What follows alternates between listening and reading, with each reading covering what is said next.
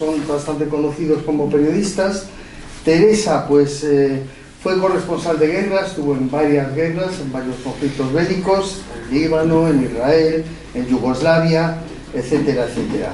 Y estuvo, pues, llevando la sección internacional de Mundo Obrero, estuvo en el periódico El Independiente y lleva años en la Junta Directiva de la Asociación Pro Derechos Humanos de España. Hemos coincidido en varios años.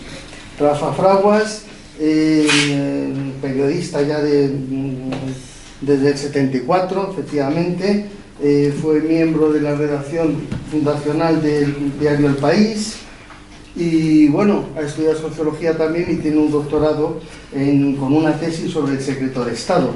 Y también, pues, da charlas y escribe sobre temas de geopolítica y, de hecho, en el 16 sacó un libro, Manual de Geopolítica Crítica, efectivamente.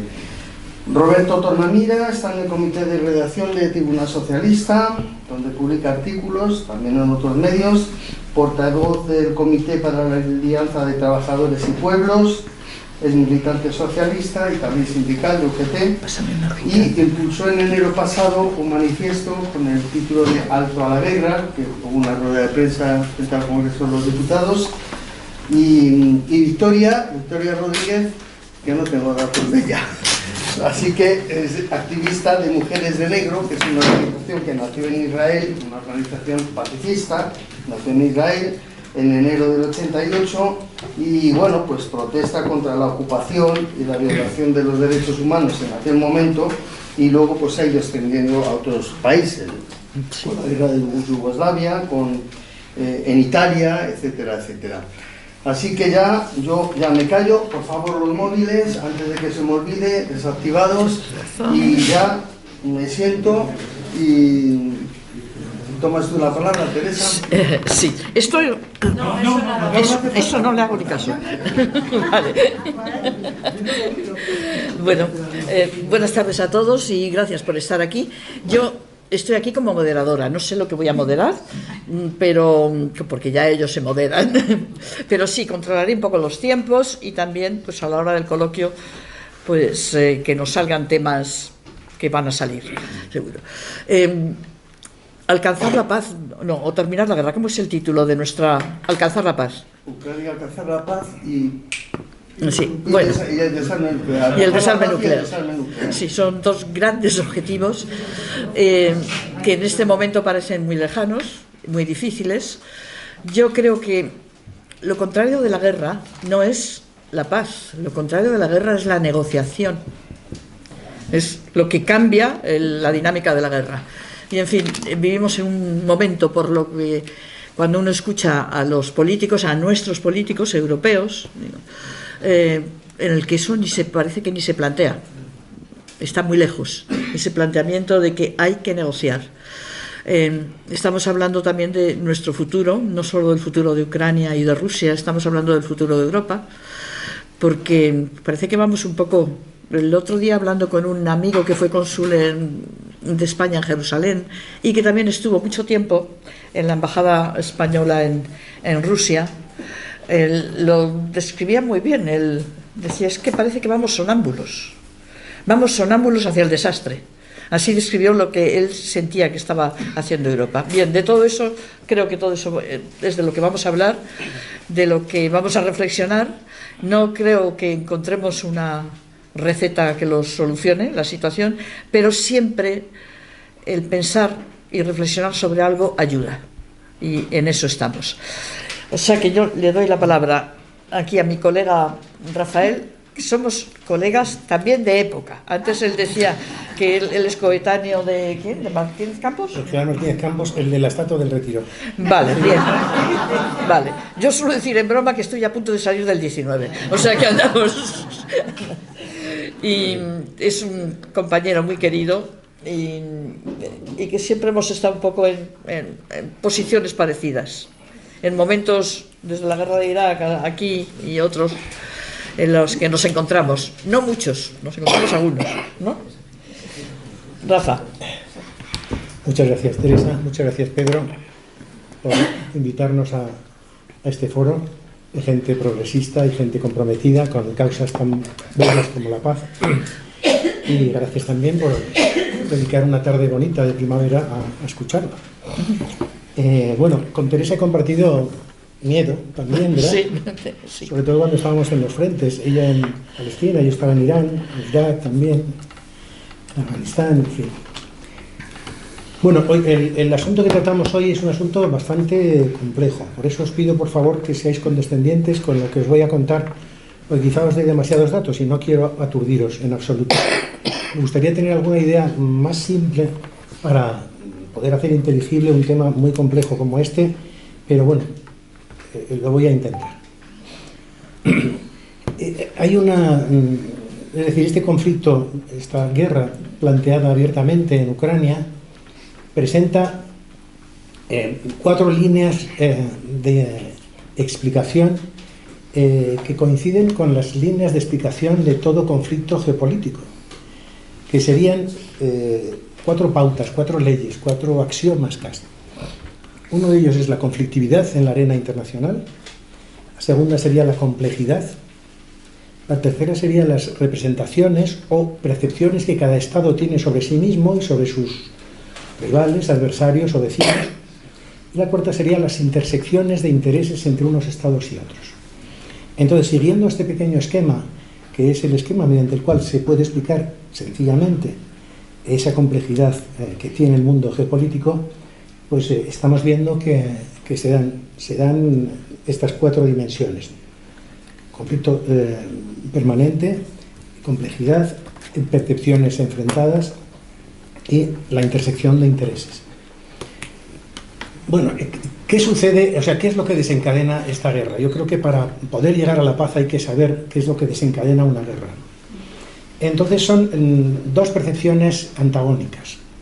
Por un lado, hay una percepción ucraniana sometida a cambios políticos muy profundos que se experimentan dentro de ese país, de que una vez que han salido de la esfera soviética, pues bueno, se produce por parte de una serie de élites muy vinculadas a Occidente un deseo de zanjar cualquier tipo de conexión con Rusia, que es el país que tiene más ascendiente poblacional, demográfico, cultural, etcétera, sobre Ucrania, que es un gran país que está cerca. Entonces se produce ese deseo de esa élite que sale de una revolución, contrarrevolución diría yo, la contrarrevolución naranja, la del Maidán, que se plantea fundamentalmente una desrusificación de Ucrania. Pero desrusificar Ucrania es como desespañolizar Asturias, ¿no? Porque es que históricamente Rusia nace en torno a Kiev, por ejemplo, ¿no? Entonces hay que tener en cuenta que en esa percepción ucraniana de lo que es su vecino, pues juegan muchos factores, ¿no? Pero sobre todo juega ese factor de, bueno, que salen de una etapa en la cual Ucrania, aunque tenía estatuto propio en Naciones Unidas como Estado independiente, tenía voto aparte del voto de la URSS, pero tenía una percepción en cierto modo de que tenía ahí a Rusia y no le gustaba a esa élite eso. Otra parte de la dirección política ucraniana pensaba en que no, en que los lazos son históricos y que había que mantenerlos en función de que la Federación Rusa también había cambiado, aquella rigidez anterior del modelo soviético había desaparecido. El caso es que esa percepción por parte de Kiev va a topar, por así decirlo, con otra percepción por parte de la Federación Rusa. Cuando existía la Unión Soviética y se produce la implosión de esa federación tan enorme, pues resulta que la Unión Soviética va a perder 15 repúblicas, va a perder una parte muy sustanciosa de su población. Entonces se va a producir una situación muy delicada en el interior de Rusia, porque ha sido un gran país, ha sido una gran potencia, que ha bajado un escalón en el rango de las superpotencias. Y entonces se ha convertido en una gran potencia, pero ya no es la superpotencia que ha sido en ese rango, ha sido desplazado ya por los Estados Unidos, que han sustituido primero la bipolaridad por una unipolaridad hegemonizada por los Estados Unidos, y luego se ha dado paso a una multipolaridad, que es la situación en la que estamos. Todavía no hay solo un hegemón, hay algunos países emergentes muy importantes, como puede ser China, etc. ¿Qué es lo que sucede? Que cuando va a implotar, a hacer implosión la Unión Soviética, Mikhail Gorbachev se le ocurre, bueno, convenir con Washington que va a desmilitarizar todo su glacis de seguridad que estaba en torno a los países conocidos como países del este: Estonia, Letonia, Lituania, Polonia, Checoslovaquia, Hungría, etc. Que eran el resultado del desenlace de la Segunda Guerra Mundial. Es decir, no era... Pero Gorbachev se compromete seriamente y formalmente a desmilitarizar esa zona, que va desde el Báltico hasta el Mar Negro. Y le toma la palabra a James Baker, que es el secretario de Estado norteamericano. Reagan está de acuerdo, Clinton está de acuerdo los alemanes, está de acuerdo los franceses, está de acuerdo todo el mundo. Muy bien. O sea, nosotros desmilitarizamos esa zona, nos vamos de ahí, nos ceñimos a nuestras fronteras como Federación Rusa, después de haber perdido 15 repúblicas, que se dice de pronto. Ahora tenemos una población, dicen los rusos, de 144 millones de habitantes. Seguimos manteniendo la mayor extensión que existe en la Tierra, con 17 millones de kilómetros cuadrados de superficie, y nos ceñimos a eso. Pero queremos, por favor, que desmilitaricéis esa zona. Creamos un colchón de paz ahí y se acaban los problemas históricos, porque siempre esos países de Centro Europa han sido muy problemáticos, porque tenían muchas contradicciones entre ellos, mucha complejidad, muchas rivalidades, etc. Pero durante el periodo de la Guerra Fría, precisamente posiblemente por esa disposición de zonas de influencia, pues resulta que esa conflictividad, por lo menos aparentemente y sustancialmente también, había desaparecido. Tengo que comentar también con vosotros lo siguiente. Hay un principio en la política internacional en la cual, por cierto, en cuya teorización tuvieron mucho que ver los teóricos españoles del siglo XVI y XVII sobre el derecho de gentes, que se establece en un principio latino que dice pacta sunt servanda, es decir, los pactos se respetan. Ese pacto que contrae Gorbachev con Occidente, con los Estados Unidos, con Alemania, con Francia, con Inglaterra, sobre todo también, no se respeta. Y entonces se inicia un proceso de militarización persistente, incesante, de todo ese antiguo glacis de seguridad ruso. Y tenemos a Estonia, Letonia, Lituania, Polonia, República Checa, Hungría, Rumanía, Moldavia, Bulgaria, que son introducidas a machamartillo en la OTAN. De momento, como hay una situación, después de la implosión de la Unión Soviética, de desconcierto expresada, ejemplarizada por Boris Yeltsin, un misómano connotado, una persona errática, absolutamente destruida por el alcohol, pues hay una descomposición, por así decirlo, de la doctrina militar, del aparato de Estado, etcétera, en la naciente Federación Rusa. Y resulta que va a surgir un personaje, que es Vladimir Putin, que lo que va a hacer es intentar restañar esas heridas desde el punto de vista estatal que la Federación Rusa naciente, con las cuales ha nacido esa Federación Rusa.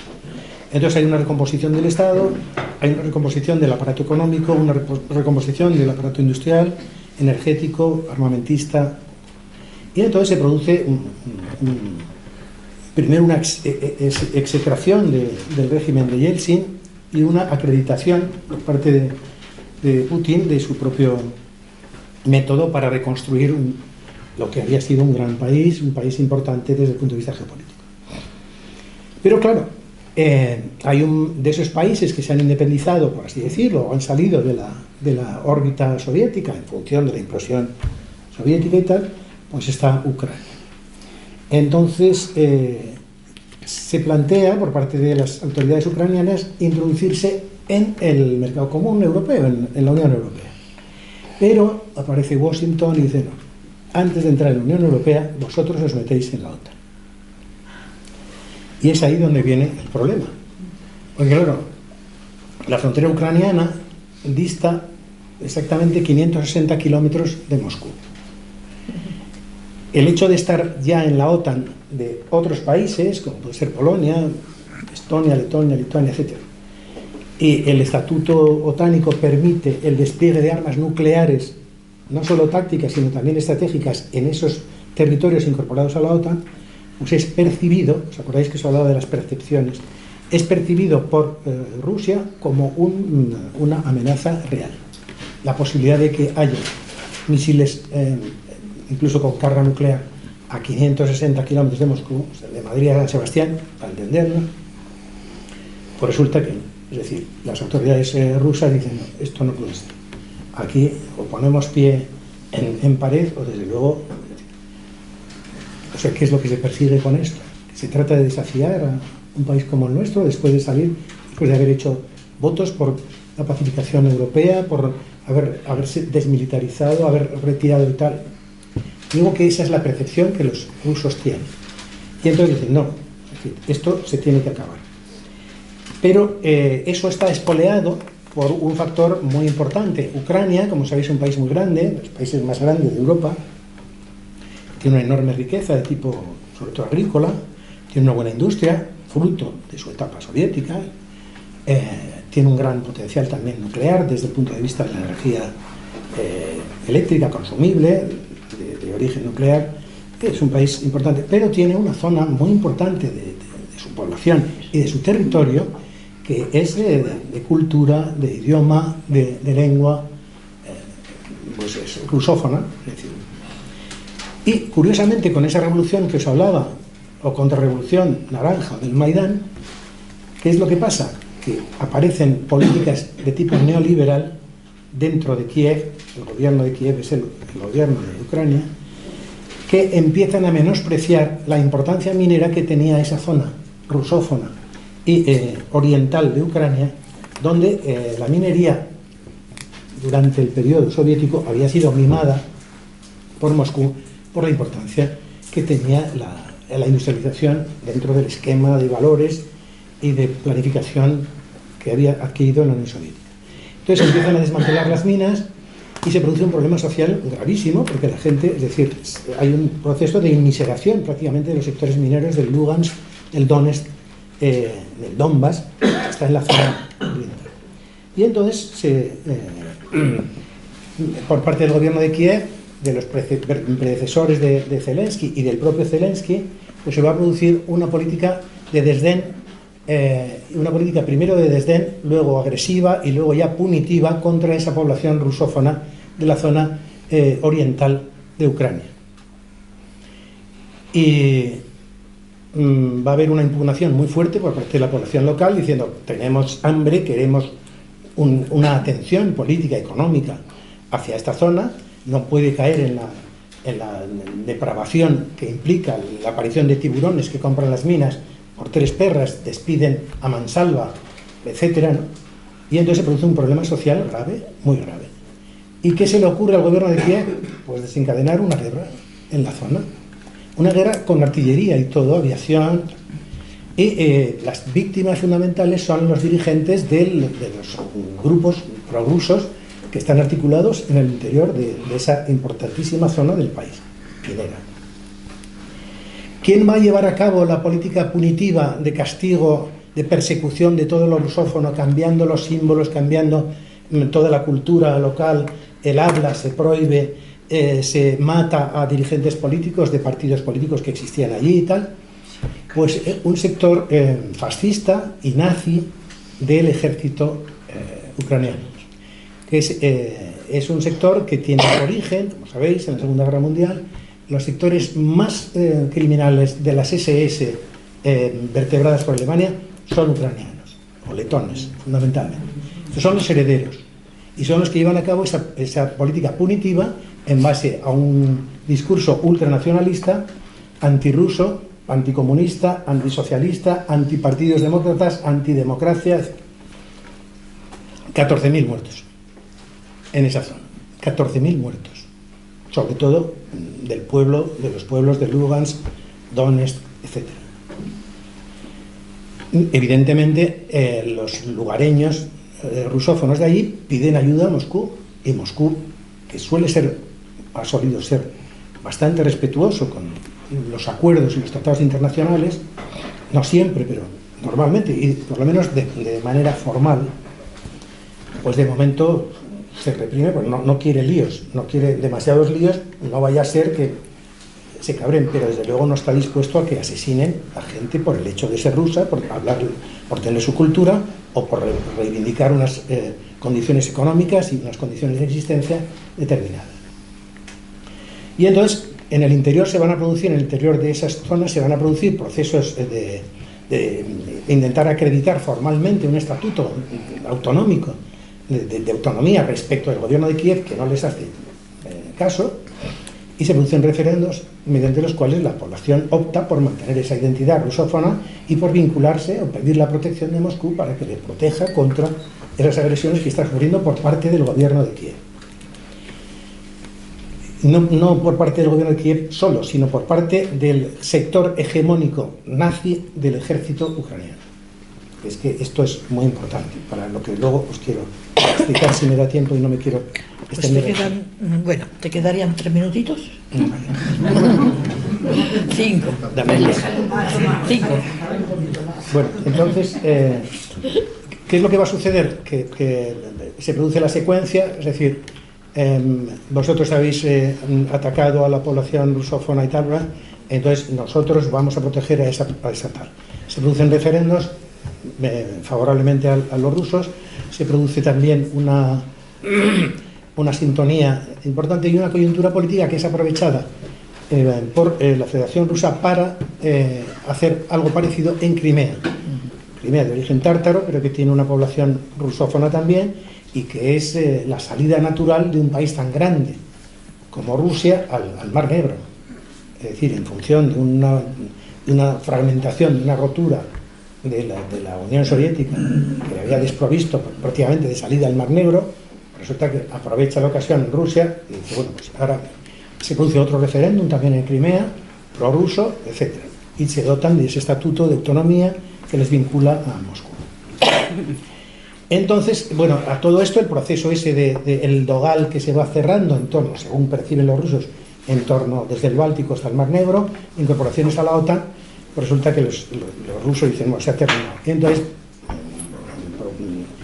generan esa ofensiva, que es una guerra preventiva. La guerra preventiva no la inventan los rusos, la inventan los norteamericanos en Irak, por ejemplo, en Afganistán, en fin, en Libia, etc.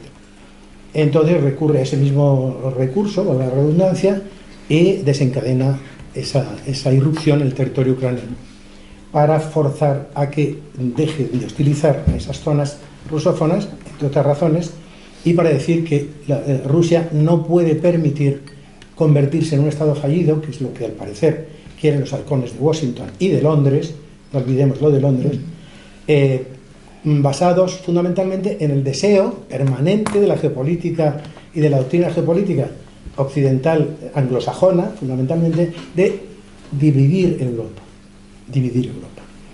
Europa no puede estar en el eje hegemonía, en el eje París-Berlín, y vamos a crear un colchón allí, armado hasta los dientes, en esa zona que va desde Polonia hasta Ucrania.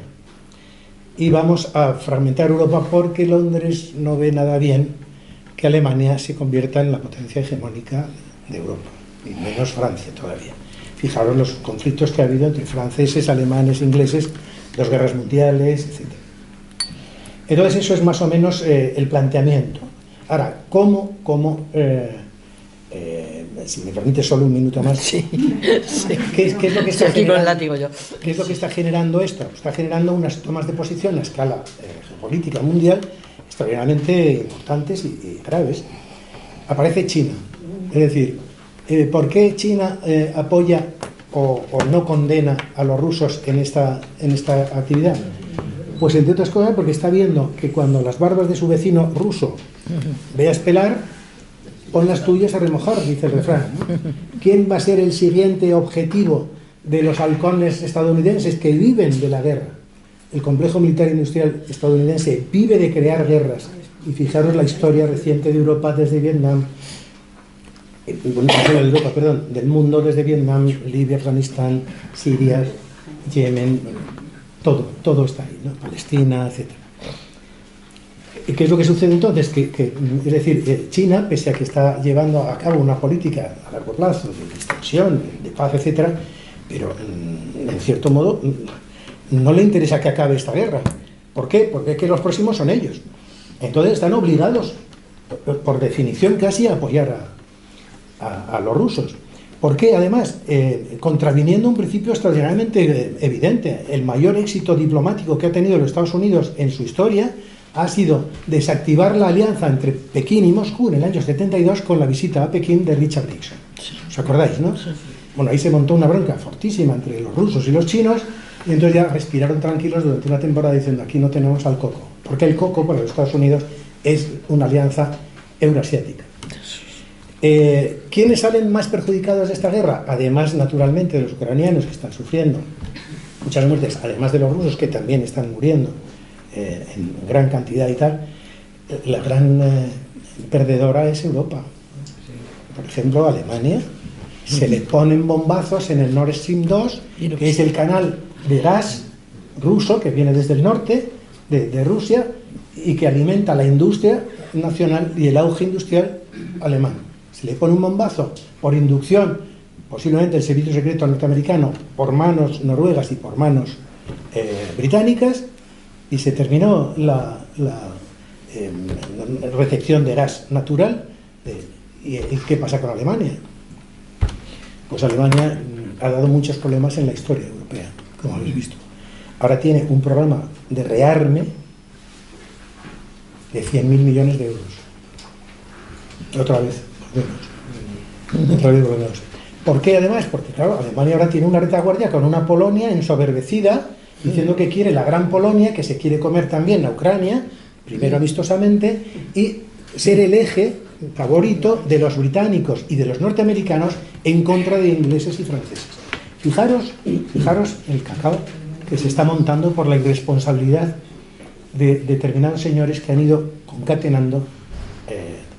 Bueno, yo hasta aquí, y con relación al tema de la paz, pues ahora lo conversamos, ¿eh? Está bien.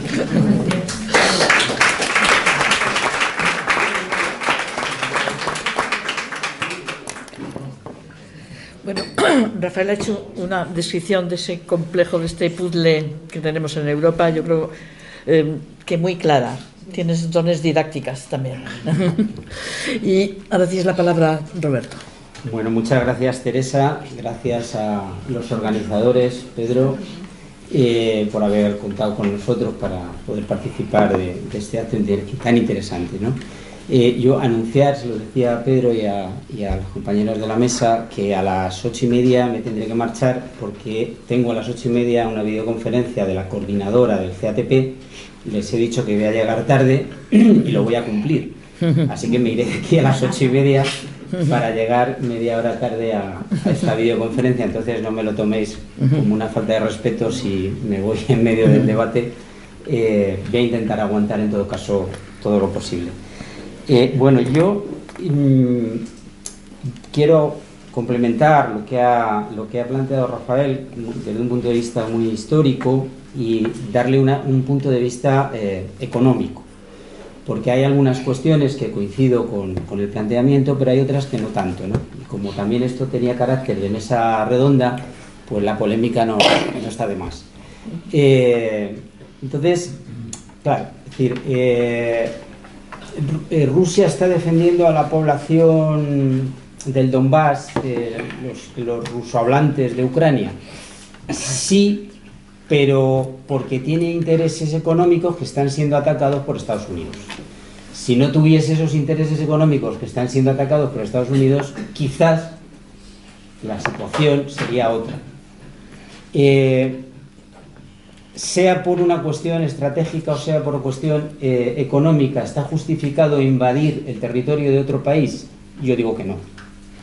o que no, si no podemos justificar la acción de Putin de invadir Ucrania porque es otro país.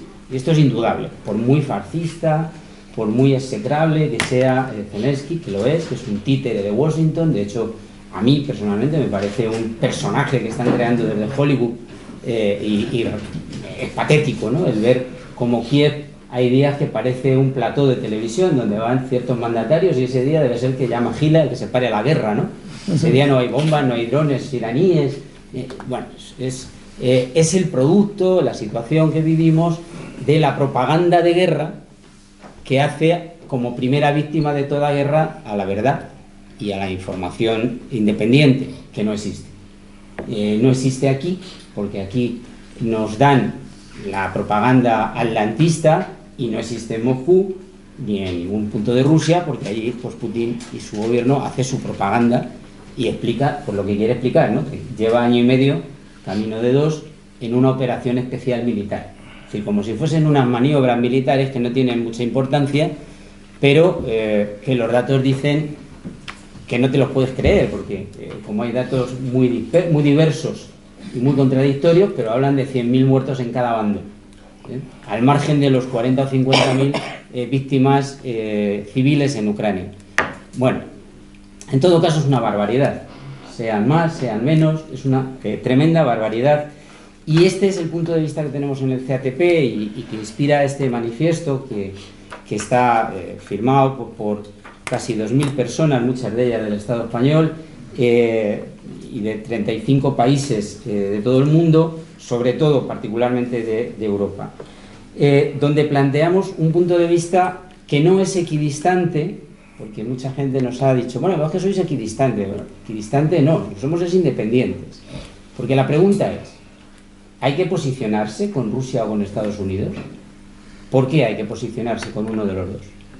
Yo desde mi planteamiento del socialismo y en el Partido Socialista de esto comprenderéis que no es fácil hablar, pero eso se lo planteo abiertamente hasta el día que me echen y no me importará, porque si es por estas cosas no me importará. Pero yo planteo, ¿desde cuándo somos atlantistas la izquierda? ¿Desde cuándo? El PSOE empezó a ser atlantista cuando el truco de Felipe en el referéndum.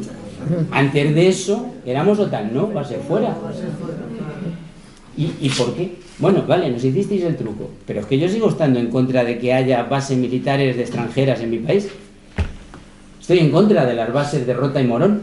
Estoy en contra de que se siga ampliando la presencia militar, que se siga ampliando al margen del debate del Congreso de los Diputados, porque no se lleva al Congreso de los Diputados las ampliaciones de la presencia militar de Estados Unidos en España.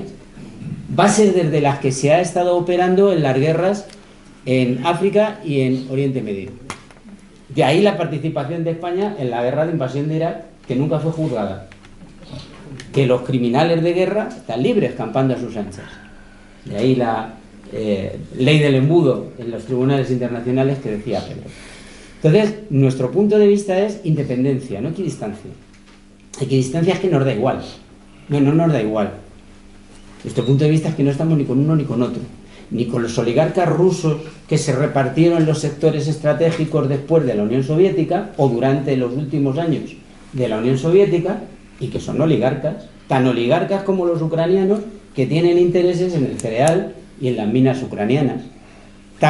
Lo que pasa que a los imperialismos les llamamos de otra manera, ¿no? Los jefes de las multinacionales, esos son empresarios de grandes corporaciones. Bueno, es una oligarquía cada día más determinada y con más poder, porque cada día el capital tiende a concentrarse, como bien vemos, por ejemplo, en la banca. Yo vengo del mundo de la banca, he sido trabajador del sector financiero toda la vida y he sido responsable sindical del sector financiero, que conozco bien el sector financiero. Y en España hoy, por ejemplo, sufrimos una oligarquía concentrada, un oligopolio concentrado en 5 entidades que aglutinan más del 70% del negocio. Pero no pasa nada, eso está bien visto. Eso es el sistema. Si no estás a favor, eres antisistema. Bueno, no sabemos qué es anti o qué es mejor y qué es peor. Volviendo a Ucrania, aquí la cuestión es que en cuestión de año y medio, y los planes venían de atrás, en cuestión de año y medio se le ha dado la vuelta al mercado del gas natural licuado. Rusia aportaba el 40% del suministro del gas licuado antes de la guerra. Hoy apenas aporta el 12%. ¿Quién ha ocupado ese espacio del mercado? Estados Unidos. La bronca de España con Argelia no es al margen de esto. Es que Estados Unidos quiere también cuota de mercado a través de España, porque el transporte en barco, pues es evidente, ¿no? ¿Quién está nada más llegar del otro lado del Atlántico? Pues Portugal, España, Marruecos. Entonces la bronca con Argelia es también quitarle a Argelia su cuota de mercado, porque el mercado no entiende de aliados, el mercado no entiende de amigos. Como bien decía Rafael, a Alemania le están haciendo un roto porque de hecho está entrando en recesión. Alemania tiene un serio problema para su industria. La industria alemana es el motor industrial de Europa. De momento, pero está entrando en recesión. ¿Por qué? Pues porque está pagando el petróleo y el gas licuado a muchísimo más precio que lo que pagaba a Rusia por el gas natural o por el petróleo ruso. Petróleo ruso que, por cierto, como son todos una panda de hipócritas, han estado comprando hasta el mes de febrero en aguas internacionales, incluso en el estrecho de Gibraltar, a barcos rusos con otras banderas. Estados como el español, estados como el francés, estados como el alemán. En eso no tienen ningún inconveniente, porque el dinero es el dinero, ¿no? Entonces, aquí lo que hay es una pelea por los mercados. Mirad, Estados Unidos, si vemos la prensa actual, acaban de llegar a un acuerdo in extremis para no entrar en lo que llamaríamos bancarrota, ¿no? O suspensión de pagos. Cosa que podrían hacer, porque a nombre de la suspensión de pagos, pues yo te debo dinero, pero no te lo voy a pagar, porque como me he declarado en quiebra, y entonces negociamos a ver qué parte de lo que te debo te pago. Podrían hacerlo, es una forma de esquilmar a todos los mercados, a todos los competidores en el mercado, y sobre todo esa onda expansiva nos llegaría a la economía real y nos pasaría algo muy parecido, pero más grave que con la inflación, que es una forma de saquear los salarios y las pensiones, que también tiene que ver con la guerra, porque la excusa de la guerra ha venido incrementando los IPCs, la inflación, desde antes de la guerra. Si cogéis las gráficas de evolución de los precios de la energía, antes de febrero de 2022 ya empezó a repuntar la inflación de forma anormal. ¿Por qué? Porque los mercados ya tenían planificado lo que iba a pasar. Entonces, hay muchas formas de saquear el dinero a los demás. Una forma directa, la inflación: no te subo los sueldos, te exploto más porque en lugar de 10 horas vas a trabajar 14 y yo te voy a pagar lo mismo, o me declaro en suspensión de pagos y dejo de pagarte aquello que había comprometido pagarte o aquello que me habías prestado y no te lo voy a devolver. Bien, Estados Unidos tiene un problema económico de crecimiento propio del sistema económico hegemónico en el que vivimos, eso que antes llamábamos el capitalismo. O sea que ahora nos hemos modernizado y es el sistema económico hegemónico en el que vivimos, un poquito más enrevesado, pero yo simplemente me pongo a la ola moderna. Bien, pues el sistema en el que vivimos, como es absurdo, porque nada puede crecer indefinidamente, tiene sus contradicciones, y Estados Unidos tiene un techo de gasto, pero es que tiene la mayor deuda del planeta. Tiene más de 23 billones de dólares de deuda, que es impagable. Sencillamente es impagable, ellos lo saben, pero no pasa nada. O sea que ellos dicen, tenemos un problema económico, lo mismo damos suspensión de pagos. Y alguien tendría que preguntar, oiga, ¿y ustedes en octubre de este año pasado, hace 7 meses, porque han aprobado 858.000 millones de dólares de presupuesto militar, el mayor presupuesto militar de su historia? Si yo estoy en quiebra, yo no me puedo comprometer a gastar casi 1 billón de dólares solo en presupuesto militar. Claro, ellos es el gran presupuesto que tienen. Ya sabéis que ellos no tienen educación pública, no tienen sanidad pública, no tienen pensiones públicas. Es decir, su gran paquete importante es mantener el Estado, mantener la burocracia del Estado, el aparato del Estado, todas las agencias que tienen, la CIA, la no CIA, la NBA, todo. La NBA no, que eso es lo del baloncesto. La NSA, ¿no? Es Seguridad Nacional. El espía este que nos marchamos. La NBA son los chavales que juegan al baloncesto. Bien, bueno, la NBA también es parte de la parte. No nos engañemos, colaboran, contribuyen. Bueno, 858.000 millones de dólares que va a la industria militar, que son parte, una rama, la rama, junto con la energética, que está haciendo su agosto. Fijaros hasta qué punto están haciendo su agosto en materia de la energía, del gas licuado, que están construyendo, creo que es en Texas, un macropuerto para fletar barcos con gas licuado. Porque el que tienen en la costa este ya no dan de sí. No son capaces de suministrar, no son capaces de atender los pedidos de gas licuado que llegan a Europa.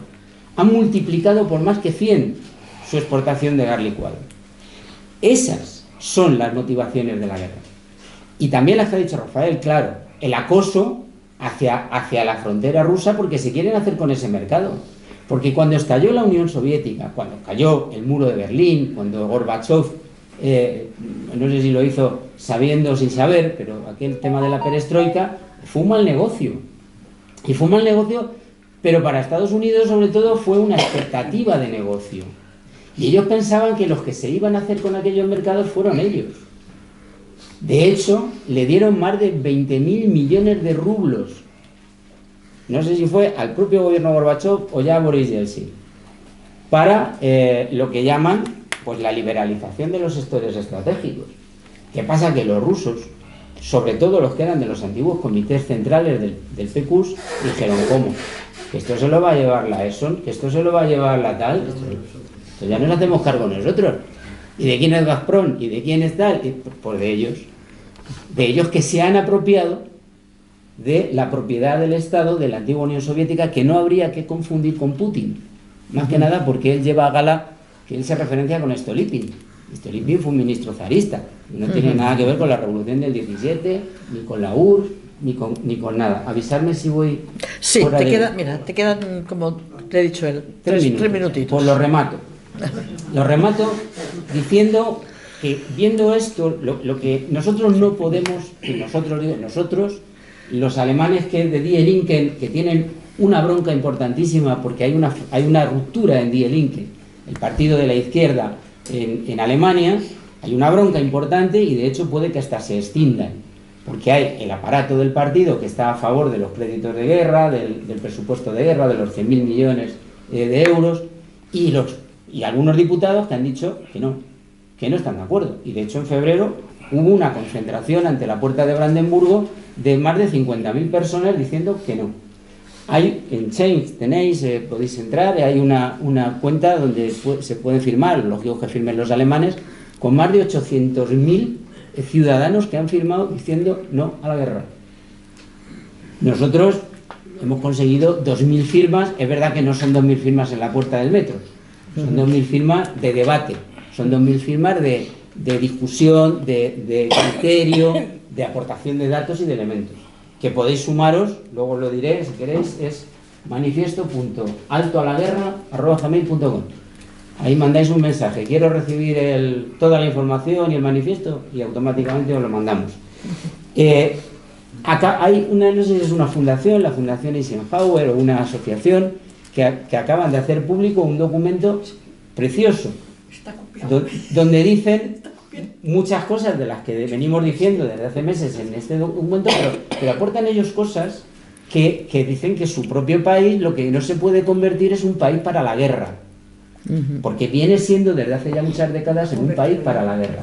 Pero es que lo dicen coroneles, es que lo dicen ex embajadores, es que lo dicen altos cargos de la administración estadounidense. Y eso es lo importante, porque que lo digamos sindicalistas de comisiones de UGT, trabajadores, profesores portugueses, bueno, es la clase obrera, ¿no? Pero no, estos son funcionarios, exfuncionarios, muy interesante. Yo, si tenéis interés, yo se lo paso a Pedro la página web para que podáis entrar, si lo hacéis en un ordenador, como viene en inglés, lo podéis traducir a castellano, no hay ningún problema, para poderlo leer tranquilamente. Entonces, nosotros no somos responsables de que la guerra se pare, pero sí tenemos la responsabilidad de decir no a la guerra y de decir algo, no exactamente lo que ha dicho Lula, yo estoy muy de acuerdo con él, más que con Pedro Sánchez, cuando ha venido a España y le ha dicho, vamos a ver, más o menos, no con estas palabras, diga, de la guerra se habla cuando hay paz. Cuando hay guerra, lo que hay que hacer es pararla. Porque mientras hablamos, muere gente.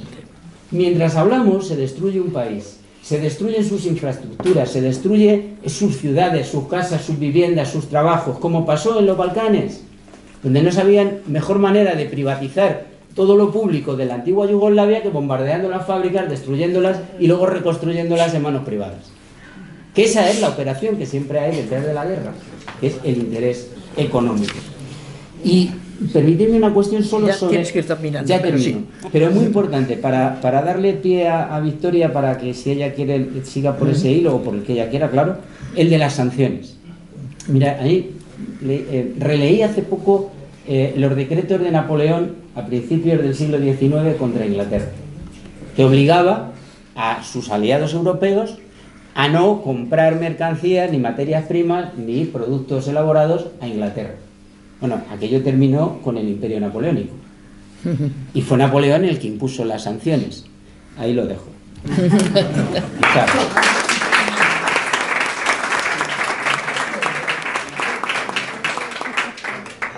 Victoria. Vale. Hola, buenas Victoria, tardes. Mujeres de Negro. Sí, placer estar aquí y muchas gracias por la invitación. A ver, yo voy a tratar el tema desde otro ángulo, desde otro punto de vista. Nosotras somos constructoras de paz, o así nos definimos. Bueno, ya Pedro os ha orientado sobre nuestra posición en el mapa y bueno, pues yo voy a hablaros de otro tema que está muy al día y que queremos trasladaros, y es la petición que hay ahora mismo para que España firme el Tratado de Prohibición de Armas Nucleares, un tema que está muy al borde de todos, cada vez que se origina la conversación de la guerra. Este tratado, que lo promovió una coalición global de la sociedad civil y que sigue moviéndolo, es el ICANN. Es una coalición de personas dedicadas principalmente a la medicina, a la física nuclear, y ya de ahí nos podemos extender por toda la sociedad civil. No. En el 2007 promovieron este tratado para la prohibición de las armas nucleares, pero además es el paso previo para la eliminación total en el mundo. Este tratado está pendiente de firmar por el gobierno español, que aunque dijo que lo iba a hacer cuando llegó Pedro Sánchez al gobierno, dijo que lo iba a firmar, pero actualmente seguimos sin firma y sin ratificación. Este tratado es muy novedoso en el sentido de que es el primer tratado que existe que tiene mira por poner la vida en el centro, tanto de las personas como de la naturaleza, del medio ambiente. Es lo que cuida. Es muy novedoso en el sentido de que se fija en las leyes de la guerra y estipula una serie de cuestiones relacionadas con la guerra. Prohíbe lo que sería la producción de armas nucleares, su transporte, el que nosotros, por ejemplo, que tenemos bases aquí de otros países como es Estados Unidos, el que las bombas nucleares pudieran almacenarse en estas bases militares. Ni siquiera podrían pasar, ni por tierra, ni por mar, ni por aire, porque de lo que se trata es de prohibirlas. No se ha prohibido porque no se ha firmado, porque formamos parte de la OTAN el hecho de eso, ahí lo vemos nosotras, el hecho de estar en la OTAN es un riesgo en el sentido. El caso es que no hay nada que lo prohíba, pero tanto la Unión Europea como la OTAN inciden en no firmarlo. De hecho, este tratado tampoco lo ha firmado ninguno de los países que tienen armas nucleares. Yo voy a tirar una lanza y voy a decir que espero que llegue a firmarse, porque el hecho de que caiga una bomba nuclear sobre cualquier población, lo primero que hace es destruirlo todo. O sea, un edificio, por muy fuerte que sea, lo va a dejar convertido casi a polvo.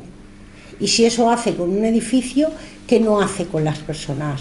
O sea, y luego los radios de acción que tiene son de kilómetros. Claro, el impacto es... por lo cual es un tratado que tiene miras de acabar con estas catástrofes tan innaturales, y bueno, pues lo que hace pues es eso, que establece una prohibición total, pero además conlleva la eliminación. Invita a los países que lo firmen a que se lo lleven a otros países para que ellos también lo conozcan y lo firmen. El objetivo es pues acabar con la eliminación total de las armas nucleares, que son dañinas para la humanidad y para el medio ambiente. Bueno, el tratado recibió el Premio Nobel de la Paz en el 2017. En el 2007 es cuando se impulsa. En el 2017 se le da el Premio Nobel de la Paz, y gracias a ese Premio Nobel se ha podido seguir y continuar en la brecha de darlo a conocer para que todos los países del planeta se adhieran a este tratado. El hecho de que España no lo haya firmado todavía es una pena. Se les ha invitado por todas las formas posibles a que participen de él. Por ejemplo, hubo durante el 2021-2022 ha habido una campaña que a lo mejor habéis oído hablar de ella, que es 10 razones para la firma del Tratado de Prohibición de Armas Nucleares, o sea, TAIPAN, se conoce por sus siglas, TPAN. Lo que pasa que se ha cambiado ese nombre porque no mucha gente es capaz de asociar las siglas a un tratado relacionado con las armas nucleares. Entonces se ha cambiado, pero durante esa campaña que ha durado todo un año, a través de presidentes autonómicos, alcaldías, sociedad civil de todo tipo y organizaciones de todo concepto y religión, con unos valores afines a la pacificación, a querer una sociedad más justa y que se mueva en paz, pues lo han movido, invitando al Estado, al Gobierno, a que lo firme y a que lo lleve al Congreso para la ratificación. Llegó al Congreso, de hecho, pero la Comisión Internacional que mueve estos temas, pues dijo que, bueno, que seguiría trabajando con las organizaciones internacionales de las que es parte y con las bilaterales de las que es parte también, para que esto se pueda llevar a firma. entre las organizaciones internacionales, lógicamente, está la OTAN. Queremos que, aprovechando ahora que va a tener la presidencia de la Unión Europea, haga nuestro presidente o presidenta, ojalá,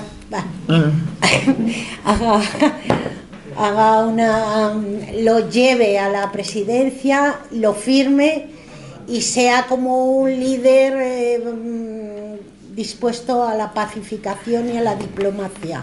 El hecho de estar en la OTAN no conlleva, no nos beneficia en hacer políticas de paz, ni diplomacia, ni distensión, ni nada que tenga relación con ello. Pero bueno, esperamos que pueda llegar esto a término. Creemos que en el corto o largo plazo, como mucho se le ha dado 3 años, creemos que este tratado estará firmado por España, firmado y adherido. Queremos que por lo menos vaya en este tiempo a las conversaciones que se promueven en ONU para las firmas y las conversaciones que hay sobre él. Es curioso que ningún país de la Unión Europea, excepto uno de los países, pero queremos que España por lo menos esté presente en esas conversaciones de paz para que se venga con una buena opinión y lo firme y lo lleve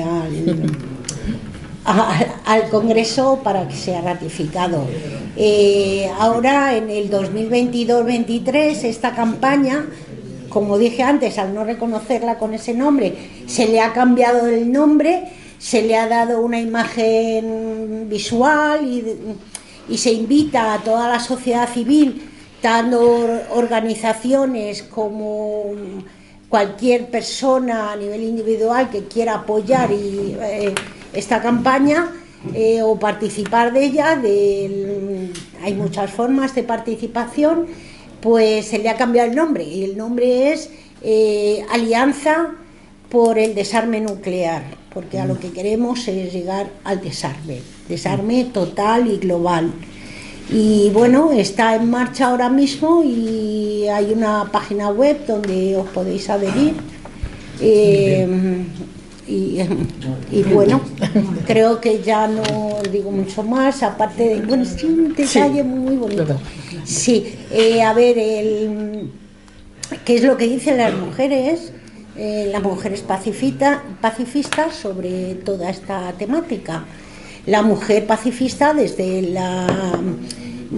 que la energía atómica está ahí, pues ha participado en todo tipo de campañas relacionadas con esta temática, oponiéndose tanto a las bases nucleares como a todo este armamento.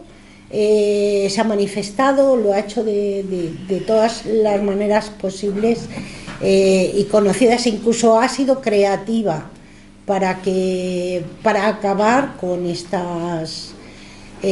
con la guerra, principalmente con la militarización y con el armamento nuclear, lógicamente. Y bueno, pues el hecho de hacerlo es porque en el caso de las armas nucleares, las radiaciones ionizantes son muy dañinas para la mujer, por eso tienen ahí hay que mirar el género. Sí, pero para la mujer y para la niña más, en el sentido de que a la hora de ser madres pues les influye muy negativamente. Y bueno, lo dejamos ahí, ¿no? Sí, ya estamos ahí.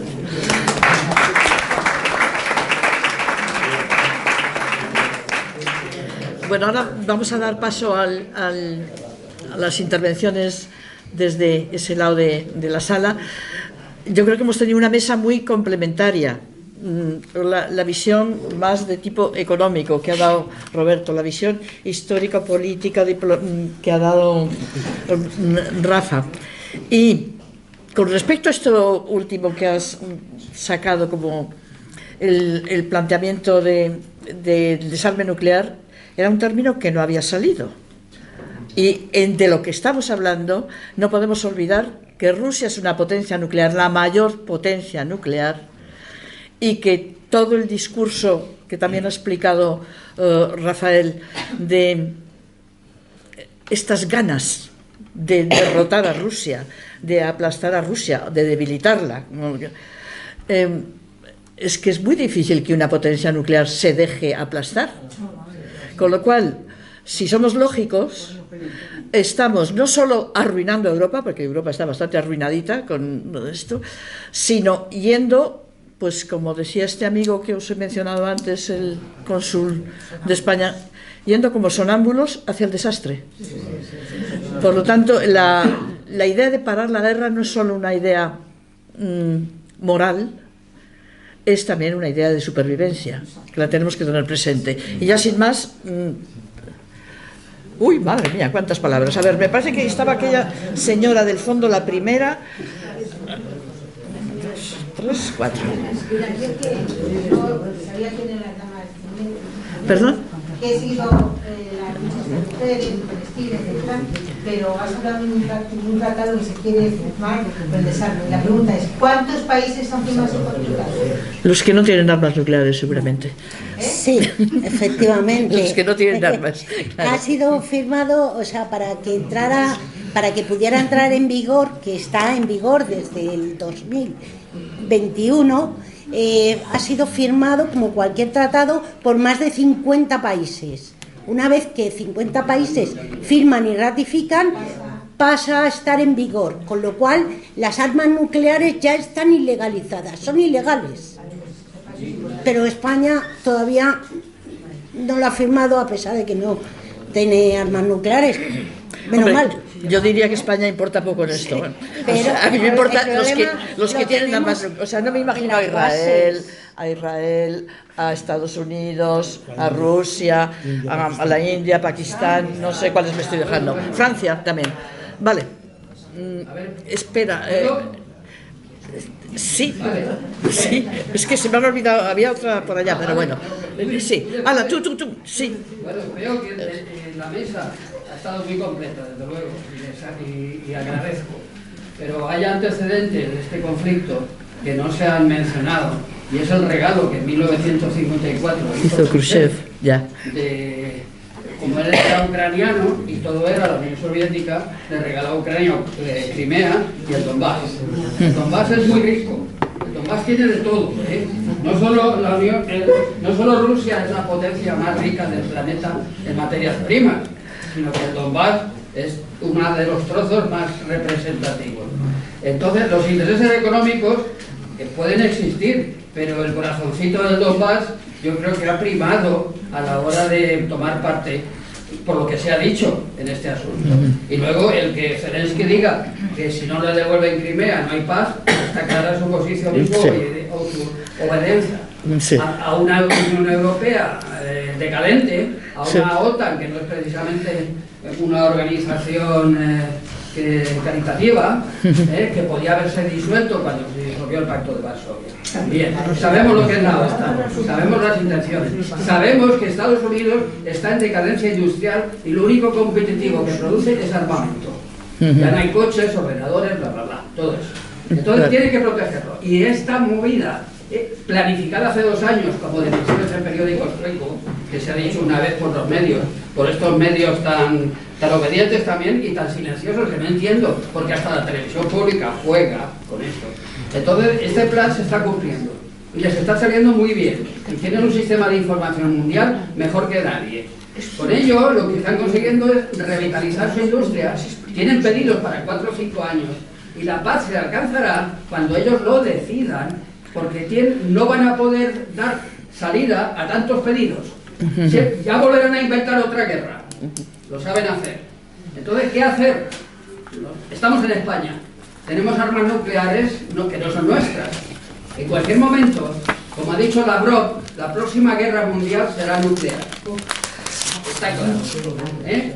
Estamos a punto de... Oye, perdona, vamos a intentar, porque hay muchas palabras, hacer alguna pregunta además sobre todo, ¿eh? No sé. Si estamos a punto de despertar al oso, no despertaremos nunca al dragón, pero estamos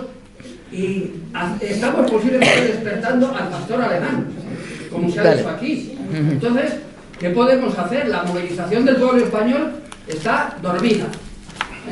Algo hay que hacer. Vale, sí. Me parece que allí había también...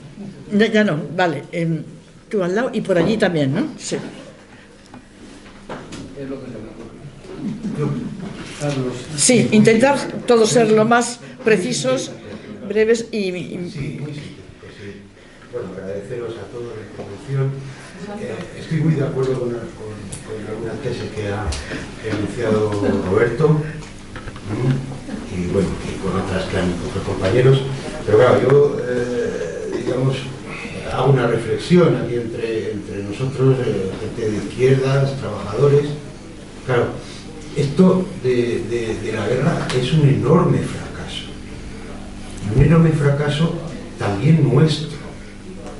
Vamos a ver, yo soy suficientemente mayor y creo que todos los compañeros y compañeras, todos os acordáis de las movilizaciones en contra de la OTAN y de lo que vino después.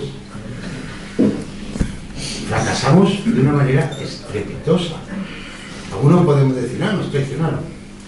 Las organizaciones, el PSOE, el PC, de acuerdo, nos traicionaron, pero porque no pusimos toda la fuerza que en aquellos momentos aún tenía la movilización de la clase obrera, de los trabajadores, hombres y mujeres trabajadoras, que era necesario poner, porque la entrada de España en la OTAN, desde mi punto de vista, fue un determinante de la quiebra absoluta de ese modelo llamado el régimen del 78, que entró en decadencia al día siguiente de que se aprobó la Constitución. Y la entrada de España en la OTAN fue uno de los factores acicates para que el Estado español haya tenido esta penosa historia, no sé, me resisto a llamarla democrática, pseudo-democrática. Vale. Entonces, claro, cuando hablamos de una guerra imperialista, y esto es una guerra imperialista, compañeros, o sea, Roberto, no hay que tener eso primero de llamar a las cosas. La guerra imperialista, Lenin, en 1917, en plena Revolución Rusa, escribió el imperialismo a fase superior del capitalismo, y no es por hacer un fetiche de Lenin, pero lo escribió con un sentido, es un libro básico para entender el capitalismo y qué es el imperialismo. Claro.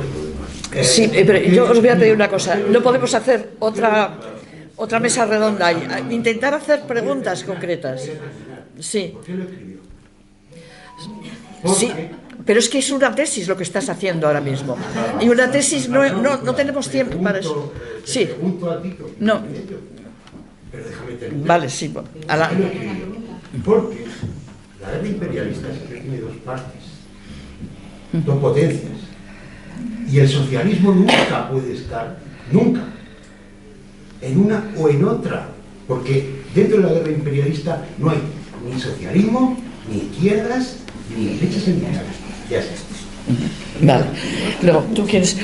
Vamos a terminar eso y luego pasáis, comentáis.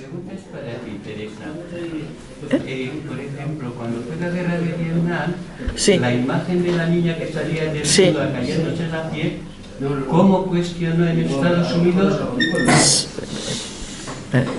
¿Cómo? Sí. ¿Sigo? Sí, que sí. Es que estaba... Parar un poquito que está hablando, por favor. Los estatutos del CAO nos permiten exponer, Ya, bien, vamos a ver. Ahora vamos a continuar. Sí. Mi pregunta... Sí. Mi pregunta es esta: ¿cómo cuestionó esa escena en Estados Unidos para que se viera el fracaso de la guerra? Entonces, eso es así, quiero decir, las imágenes tienen tanta fuerza que ahora están anuladas, quiero decir, sobre edificios. O sea, ¿hasta qué punto Y luego lo de Pablo González, el que está detenido en Polonia como periodista acusado de ser espía en eso. ¿Qué pensáis vosotros como periodistas? Sí, ¿Puedo hacer otra pregunta? Sí, porque sí, vale, sí, está siendo más breve. Para vosotros, para la gente en general, ¿qué es de los países no alineados en esta guerra? Los que conocéis la internacional, sí. Los países no alineados, ¿qué es para esta guerra? ¿En qué posición están? Esa es mi pregunta. Vale. Pues ahora yo también voy a intervenir después por el tema este de Pablo González, sí, que has sacado. Brevemente, una serie de datos con relación... Sí. Completando lo que decía nuestra compañera. Hiroshima, agosto de 1945. 180.000 muertos instantáneos por la utilización de 2 bombas termonucleares con Nagasaki. 180.000 muertos instantáneos. Decenas de miles de enfermos de cáncer y muertos en años posteriores. Eso es el remate de la Segunda Guerra Mundial para determinar por parte de Estados Unidos quién es el hegemón en el mundo. 1, 2. Hace unos días, a principios de mayo, Khmelnytskyi es una ciudad del oeste de Ucrania. Hay un arsenal donde hay bombas de uranio radiactivo cedidas por Inglaterra al gobierno ucraniano. Resulta que cae un misil, posiblemente ruso, y se forma un hongo de unas proporciones extraordinarias, un hongo nuclear semejantísimo al de Hiroshima. Hay radiación nuclear suelta por la zona, nos vamos a enterar si la hay, esa es otra. Tercero, perdonad porque son datos, en el año de 1985, sí, un poco, sí. Sí, en el año de 1985, con un grupo, por favor Ana, déjanos hablar. Mira, en el año de 1985 los estudios que se realizan y se producen en un seminario en el Escorial de verano, se dictamina lo siguiente, con informaciones contrastadas veraces. El volumen de los arsenales nucleares que hay en ese momento en el planeta Tierra es tan extraordinariamente potente que un mero accidente de una envergadura mediana puede contribuir a exorbitar a la Tierra de su órbita. En el año 1985. Dato. Que los tengáis en cuenta efectos de lo nuclear. Y con relación a lo que decía el compañero y el otro, brevísimamente y perdonadme. Sí. Bueno, se habla de fracaso, que tal, fracasamos los partidos, o la izquierda, o tal. No. Ya. Cuando se produce el tema de la incorporación de España a la OTAN,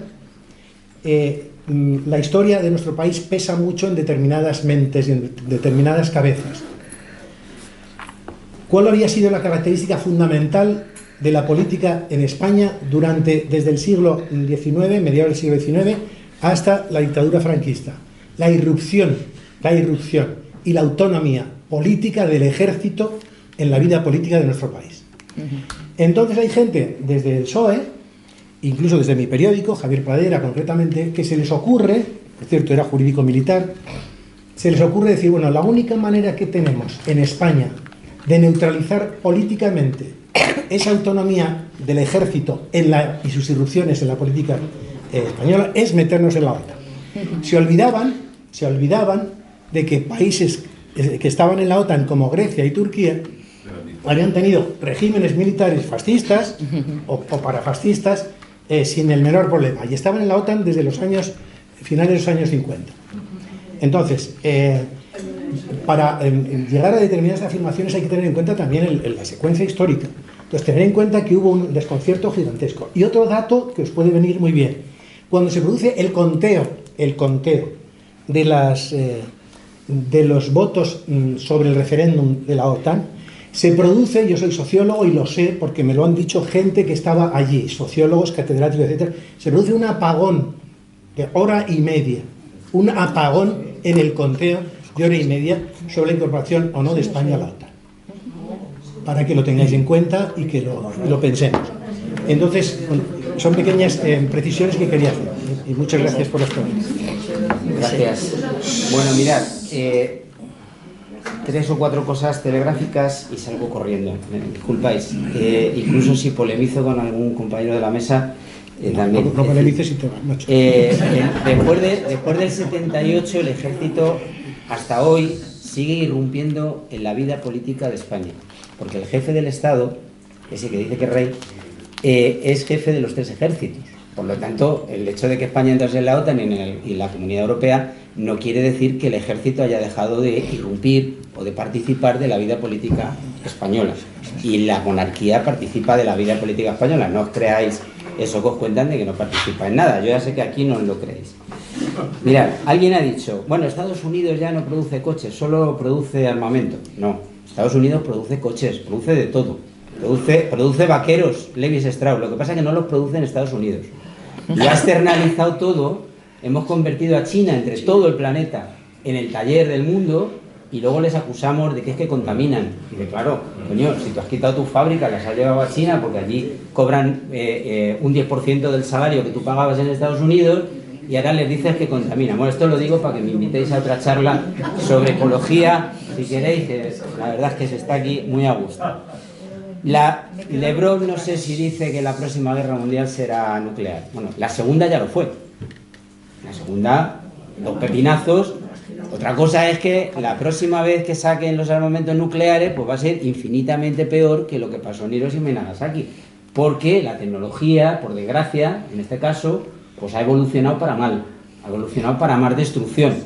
Entonces, evidentemente, pues lo que pasó en Hiroshima y Nagasaki fue una filfa con lo que puede pasar en cualquier ciudad del mundo si a alguno, como bien decíais antes alguien, creo que no sé, a Rafael o alguno de vosotros, cuando un país o una nación le dicen te voy a aplastar, y después muero matando.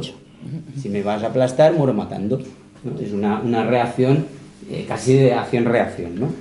España sí tiene, bueno, esto es una broma, España sí ha tenido bombas nucleares en Palomares. Ahora que las tuvo, la quitaron y ahora sigue allí la tierra contaminada. Bueno, un poco de chanza, pero ¿quién nos dice que en Rota y Morón no hay bombas nucleares? Si el ejército español no tiene ninguna capacidad de inspección de lo que hay o deja de haber en esas bases militares norteamericanas, por mucho que tengan la franquicia de la OTAN, son norteamericanas, ¿vale? Allí nadie pinta una sin el visto bueno de Estados Unidos. Entonces, ¿cómo vamos a firmar un tratado y que mañana nos digan, no, pues si vosotros tenéis en vuestro territorio armamento nuclear, que firmáis un tratado de anulación? Sería contradictorio, de que hasta cierto punto dice, hombre, bueno, por ejemplo, por lo menos coherencia, ¿no? Y yo, por mí, que lo firmen, evidentemente, es decir, que se firmen los tratados de no armamento nuclear. Dos cosas. Mirad, la última, no dos, una importante, porque lo habéis dicho. Oye, creo que favor, está en el sentido de. No hagáis conversaciones particulares. La guerra, Ana, luego yo te lo cuento aquí en tribuna. La guerra solo se para si las masas irrumpen, y ahí está la responsabilidad. La foto que más daño hacía con la guerra de Vietnam no fue la de la niña que se le caía la piel por el napalm. La foto que más daño hizo a la administración estadounidense de Nixon y Johnson fue los féretros de aviones. Por eso la prensa oculta la verdadera foto de la guerra. No sacan la destrucción en Kiev, han muerto unos niños, ha muerto un señor, claro, son víctimas civiles. No hay que menospreciarlas, pero el drama de la guerra nos lo están ocultando, igual que supongo que Putin se lo oculta a su pueblo, pero solo la irrupción de las masas puede parar la guerra, y esa es nuestra responsabilidad. Como salimos en 2003, ¿por qué en 2003 sí y ahora no? ¿Qué pasa? ¿Que esta es una guerra? Hay guerra humanitaria. Yo es que eso de la guerra buena y la guerra mala es como el capitalismo salvaje. ¿Qué pasa? ¿Que hay uno que es educado? Perdonadme, me tengo que ir. Muchas gracias, ha sido un placer.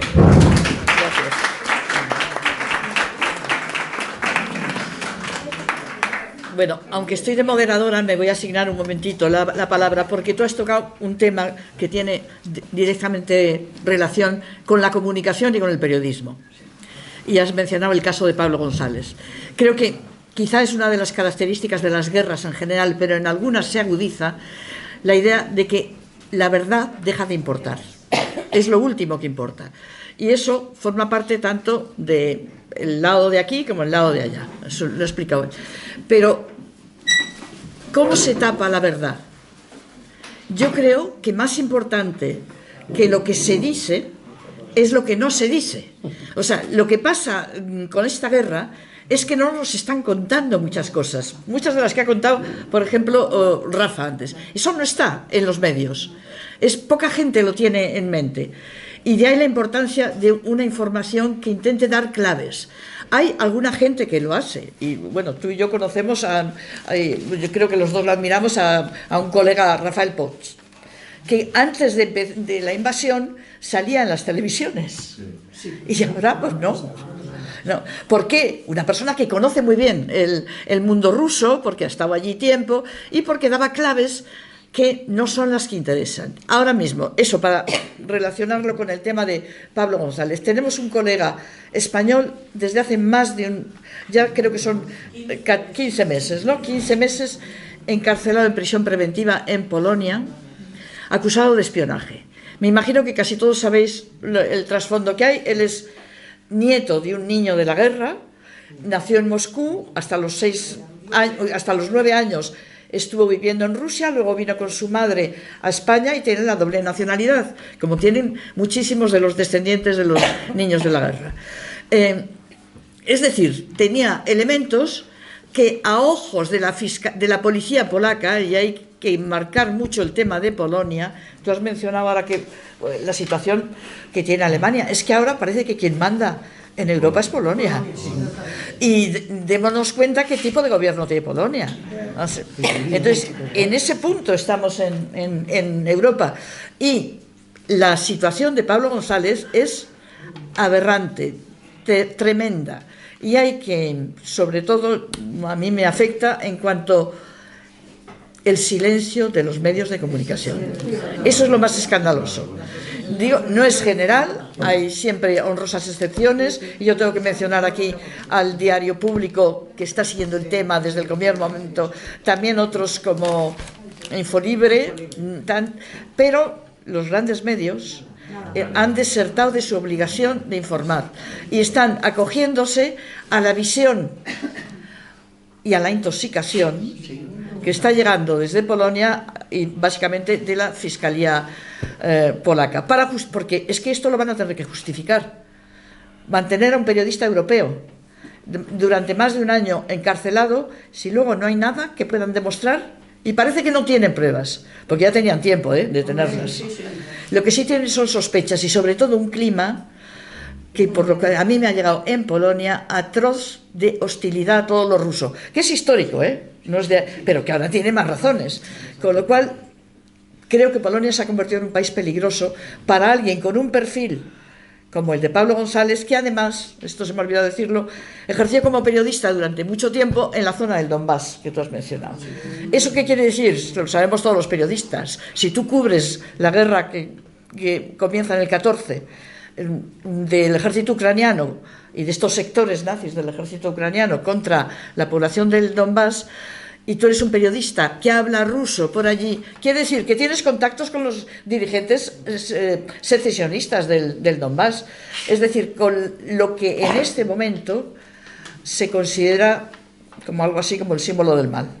Hemos entrado en una dinámica y en la que no parece que hacer matices interese a nadie. Por lo tanto, yo soy pesimista y me da mucho miedo lo que pueda pasar con este compañero, con Pablo González. Y sobre todo me parece que Europa está haciendo total dejación de sus valores. Sí. Sí. Es el que tienes, lo tienes delante de ti.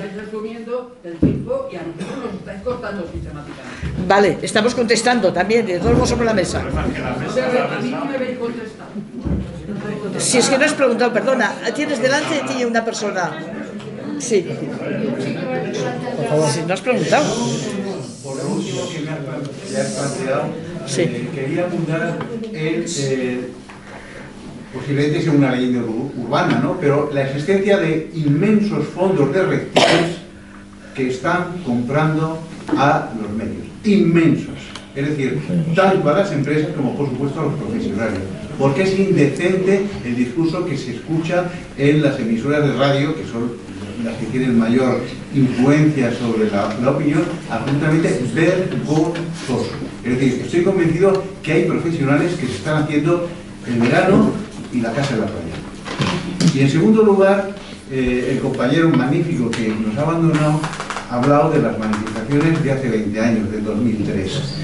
Y de la misma manera que las manifestaciones en defensa de la sanidad pública era un tabú, o ha sido un tabú, hablar de derogación de ley 1597 y de párrafos de la Ley General de Sanidad, estaba prohibido hablar de ello. Acordaos que en aquellas manifestaciones del 2003 estaba prohibido hablar de la OTAN.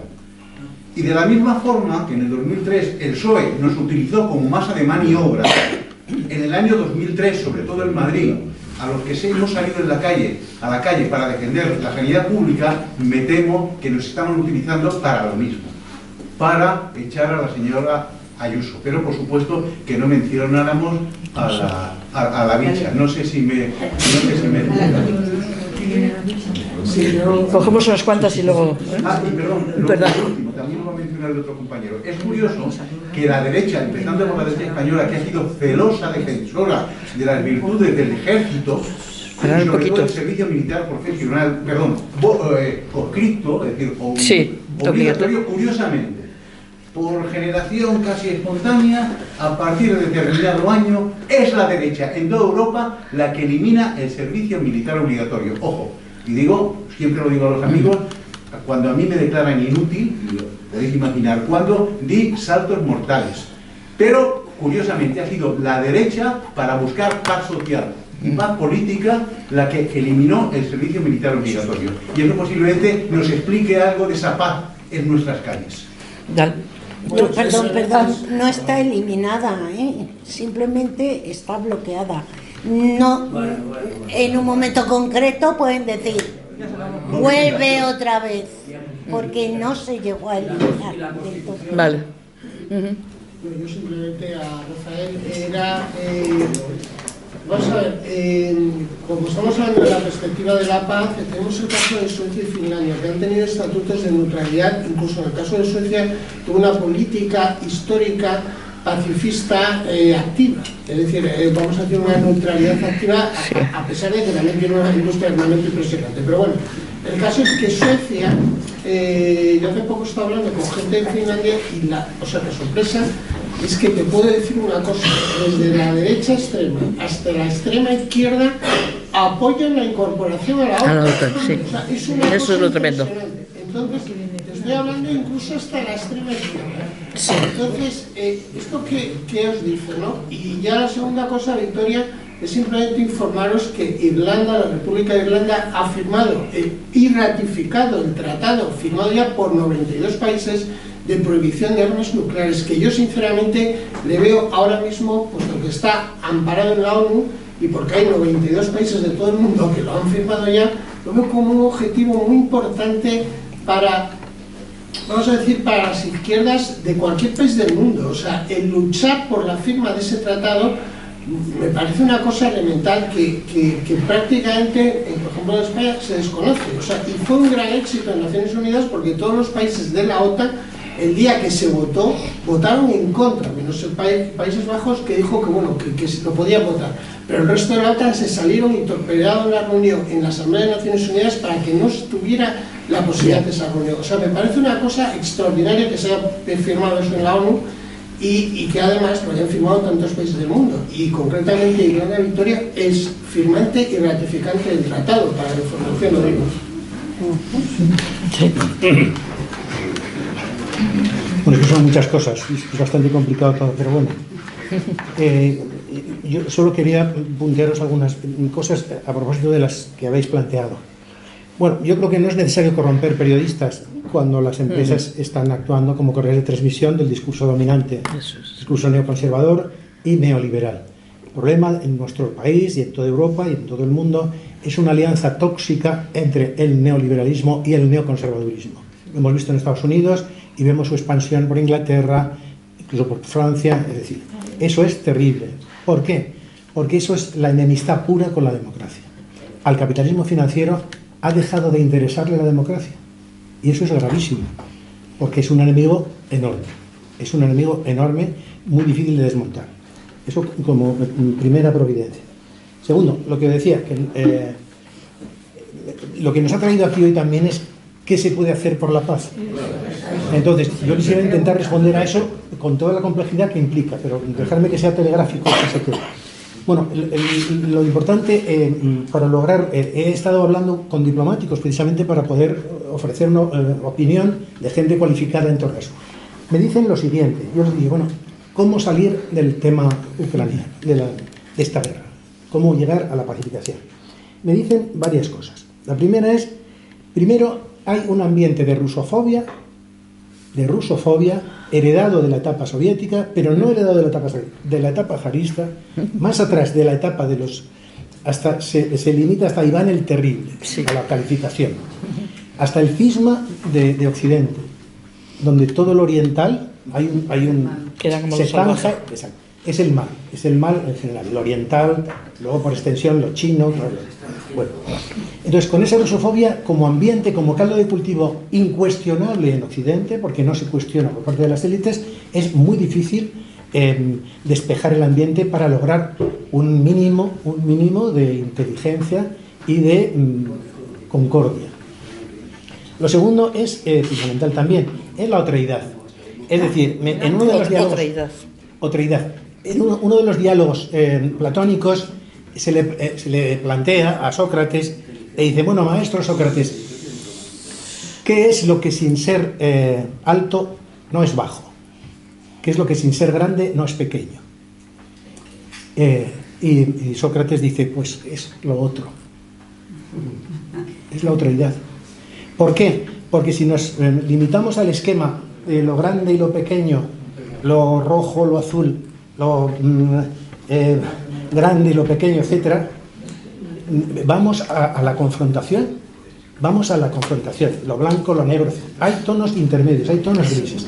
Para sentarse a negociar hay que tener una concepción de la autoridad, que significa también empatía, es decir, una pequeña posibilidad de ponerte en el lugar del otro. ¿Cuáles son las motivaciones que han llevado a los rusos a hacer la salvajada de ocupar un país vecino y a los ucranianos en hurgarle en la entrepierna al oso que tienen de vecino, instando o insinuando que se van a meter en la OTAN por obligación, llevados de la oreja por los Estados Unidos? ¿Comprendéis? Entonces, eso me han dicho que es fundamental.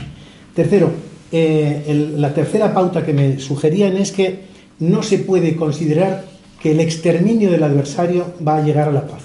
Eso es una locura. Eso lo que hace es recrudecer o reavivar el conflicto tarde o temprano. O sea, es mejor transformar al adversario. ¿Cómo? Con argumentos. Es decir, señoras y señores, nos sentamos aquí los ucranianos y aquí nosotros. Ya se sentaron, ¿os acordáis? En un acuerdo que hubo en Minsk. ¿Pero quién rompió ese acuerdo? Pues lo rompió Ucrania. Rompió Ucrania instado por Londres y por Washington. Entonces, claro, entonces no se puede pensar que el exterminio, o sea, que aquí va a haber un ganador y va a haber goleada de 10-0 por parte de rusos o por parte de ucranianos. Eso es impensable y imposible.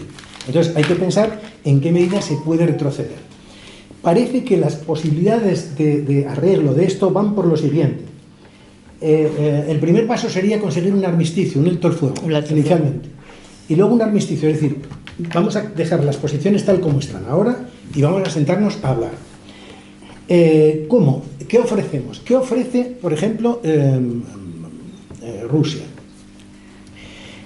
Bueno, en Rusia, evidentemente, hay como en el occidente, hay halcones y hay gente razonable. Primero se trataría de buscar negociadores entre los escenarios razonables de cada uno de los dos contendientes.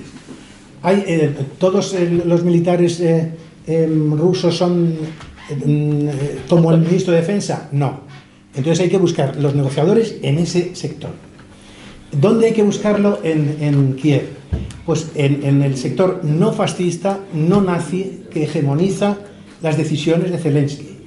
Zelensky, que parece muy autónomo y tal, está atrapado por esa nazificación del sector de vanguardia de su ejército. Entonces hay que buscar negociadores en ese otro. Y luego se puede establecer una cosa que llaman, curiosamente, los americanos... Espera, perdona, están... Perdona.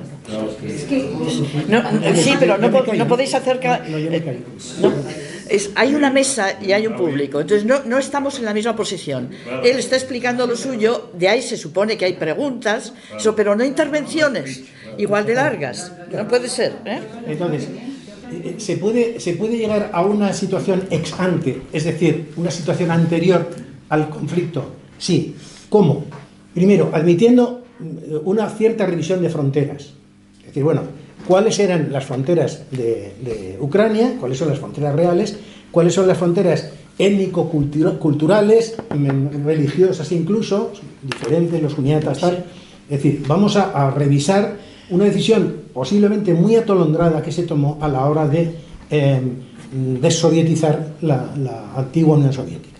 Pero bueno, en todo caso, los rusos parece que estarían en disposición de ceñirse a las fronteras anteriores en el caso de que Ucrania aceptara la condición de no llevar armas nucleares, de no meterse dentro de la OTAN, de no militarizarse hasta los dientes como está haciendo Inglaterra, como está haciendo Estados Unidos, como está haciendo también con la boca cerrada Alemania y con la boca cerradísima también España, que está intentando capear el temporal, pero también me encantaría explicaros el por qué España ha adoptado esa situación, pero no, creo que no vamos a tener tiempo. Entonces, si Ucrania reniega de incorporarse a la OTAN realmente, no verbalmente, escribiéndolo y tal, me dicen los diplomáticos con los que he hablado que están convencidos de que se puede producir una verdadera sorpresa en miras, en aras a la paz. ¿Qué es lo que puede Rusia querer conservar? Crimea. Pero es tan importante para Rusia no sentirse acosada por ese dogal de países que si hay esa renuncia a la OTAN y hay una cierta desmilitarización como se pactó entre Gorbachev, Baker, Clinton, etcétera, una cierta desmilitarización del este, posiblemente la paz es viable. Una penúltima cosa, perdonad porque es que es muy complejo. Si os fijáis, todo el este europeo está sometido a regímenes cada vez más antidemocráticos. ¿Cuál era la garantía de la OTAN? Defender las democracias occidentales, ¿no? Las democracias en general. Qué curioso. O sea, todo el este de Europa está sometido a regímenes prácticamente, si no dictatoriales, ya en el umbral, pero evidentemente no respetan la democracia, ni respetan los derechos humanos. Cuando se trata de inmigrantes, por ejemplo, que vienen de Afganistán o tal, les cierran, pero si son rubios, altos y de Bilbao, los dejan pasar, ¿no? Por ejemplo. Entonces, hay posibilidades. Para que surja la paz tiene que haber voluntad. Y hay voluntad, o sea, no puede seguir esta mortandad. No puede ser. Porque además el riesgo de una escalada nuclear es real. Es real. Fijaros la explosión esa del arsenal en Khmelnytskyi hace unos días. Es terrible. Posiblemente hay una nube radiactiva que no nos están informando ya. Cuando se produjo la hecatombe, ¿os acordáis? En Chernobyl, sí. Hasta Santiago de Compostela llegó la nube. Hasta el norte de Italia. Hasta el sur de Francia. Esa nube radiactiva que puede estar produciendo cánceres a raíz de entonces, ¿no? ¿Qué pasó en Estados Unidos con Three Mile Island, otra central nuclear que reventó? La verdad es que no se habló de eso, claro, porque como es el imperio, no se puede hablar. Bueno, pues en Three Mile Island también que dio origen a una película que se llamó El síndrome de China, que hablaba de un supuesto, y es que el núcleo fundido de esa central nuclear perforar prácticamente hasta el núcleo de la Tierra, la base telúrica en la que se desenvuelve nuestra existencia. ¿Comprendéis? Entonces, la paz es posible. Y para acceder a la paz, estoy bastante de acuerdo con lo que decía el compañero. Los procesos de masas hoy se perciben de una forma diferente. Pero evidentemente tendremos que incorporar a la juventud a esta sensibilidad. Porque aquí no hay nadie que tenga 20 años, desgraciadamente. Pero es que no lo hay en ningún evento cultural de izquierda. Están dedicados al cambio climático. No, y hablando de eso, yo termino, perdonadme ya. Fijaros, el gran reto que tiene nuestro mundo ahora no es una guerra, no es la hegemonía, no es tal. ¿Por qué? ¿Por qué las relaciones internacionales se desenvuelven en circuitos hegemónicos? ¿Por qué el estar relacionados, Teresa y yo, tiene que implicar que uno sea superior al otro? ¿Por qué un Estado tiene que ser hegemónico respecto de otro? ¿Por qué una correlación tiene que llevar implícita la relación de causalidad? Es decir, el pacta sunt servanda, el respetar el derecho internacional, el respetarse unos estados a otros, implica precisamente una relación de igualdad. Nada de hegemonía. El gran reto de nuestro planeta son las pandemias, lo hemos sufrido hace bien poco, y el cambio climático. El origen antrópico y el origen cósmico. Si todas las energías que se conservan, que se dedican a la guerra, se pusieran para luchar contra esas pandemias, nuestro mundo podría ser feliz, podría ser posible verlo, ¿no? Y ya termino. Gracias y perdonad. Bueno, veo que hay todavía una pregunta por allí, pero no sé si tenemos tiempo. Yo creo que no tenemos. Quiero decir simplemente que ya Freud nos hablaba de un impulso tanático que no hemos